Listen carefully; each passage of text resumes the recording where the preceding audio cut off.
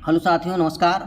BPSC के chairman Atul Prasad ji की तरफ से एक ट्वीट आया है और ये ट्वीट का सीधा इशारा बीएड वालों की तरफ से है। उन्होंने कहा है कि holding TRE on time and disqualification of some candidates are two different things. कहने का मतलब है कि समय पर टीचर रिक्रूटमेंट एग्ज़ाम को रोकना और उसमें से कुछ जो कैंडिडेट्स हैं उनको डिस्क्वालीफाइड कर देना यानी अयोग्य ठहराना, ये दो अलग अलग बातें हैं। सीधा सीधा कहने का मतलब है कि मैं इस एग्ज़ाम को नहीं कराऊं या बीएड को बाहर करूं, ये मेरे अधिकार क्षेत्र में नहीं आता। जो सुप्रीम कोर्ट ने जो आदेश दिया है उसका हम पालन करेंगे। यहाँ पर लिखा भी है कि while the farmer is so far unaffected by the recent order of the honourable SC, वो उसमें सुप्रीम कोर्ट का कोई ऐसा आदेश नहीं आया है कि इसको अफेक्टेड माना जाए। ठीक है, उसको हमको एग्ज़ाम को कराना है, मतलब कराना है, तय समय पर ही होगा। ठीक है, उसमें कोई रोक टोक नहीं है।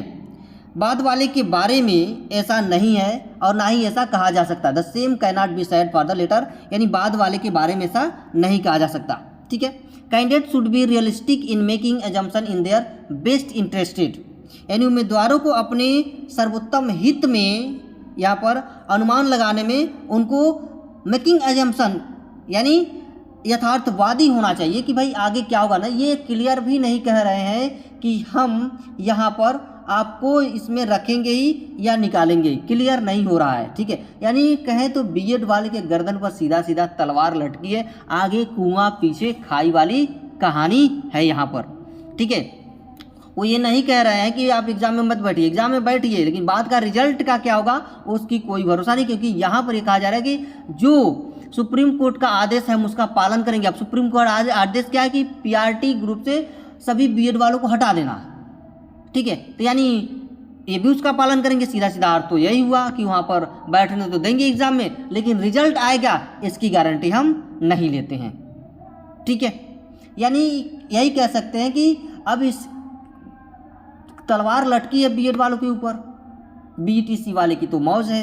अब बीएड वाले जो इतने दिन से पढ़ाई कर रहे थे, जिन्होंने फॉर्म भरा था, पढ़ाई करता, अब वो काफ़ी स्ट्रेस में चल रहे हैं। अब स्ट्रेस में पढ़ाई तो होती नहीं है। अगर क्लियर हो जाती कि भाई हम एग्ज़ाम देंगे, रिजल्ट आएगा, तो वो तो अपनी एग्ज़ाम बेहतर तरीके से एग्ज़ाम की पढ़ाई कर सकते थे। लेकिन यहाँ पर समस्या ये है कि हम आगे जाएं कि पीछे जाएं, ये क्लियर नहीं है। अगर आगे जाते हैं तो कुआं दिखता है उसमें गिरेंगे, पीछे आते तो खाई है, खाई में गिरेंगे। समस्या बहुत बड़ी है यहाँ पर। इसके लेकर के डिप्रेशन का मामला बन गया है यहाँ पर। अगर क्लियर हो जाए कि भाई हम बैठाएं और रिजल्ट भी दे दें तब तो कोई दिक्कत नहीं है, लेकिन क्लियर ही नहीं हो रहा है। हाँ, जो सभी कैंडिडेट जो प्रिपरेशन कर रहे हैं वो प्रिपरेशन करते रहे, आगे क्या होगा अभी कोई जानता नहीं है। ठीक है, सबसे बड़ा जो अफेक्ट पड़ने वाला है यहाँ पर वो बिहार, एमपी, यूपी, राजस्थान, धीरे धीरे यहाँ के लोग जो है ना सड़क पर भी उतरना शुरू कर दिए हैं अब। ठीक है, खैर यहाँ पर भी आप अमान्य ही समझिए, अयोग्य ही समझिए अपने आप को कि रिजल्ट आएगा नहीं आएगा इसकी गारंटी नहीं है। यहाँ पर सीधा सीधा आपको यहाँ पर डिस्क्वालीफाइड माना जा रहा है, क्योंकि ये अगर कह रहे हैं कि भाई मैं सुप्रीम कोर्ट के आदेश का पालन करूँगा, सुप्रीम कोर्ट हमारा सर्वश्रेष्ठ, ठीक है, तो उसका आदेश का पालन करूँगा, तो कोई यहाँ पर सीधा सीधा ये कह दिया जा रहा है कि भाई बीएड वाले अमान्य ही हैं। ठीक है, तो मुझे उम्मीद है कि ये सारी चीज़ें आपको समझ में आ गई हो। नहीं, आज के लिए इतना ही, मिलते हैं फिर हम लोग नेक्स्ट वीडियो में।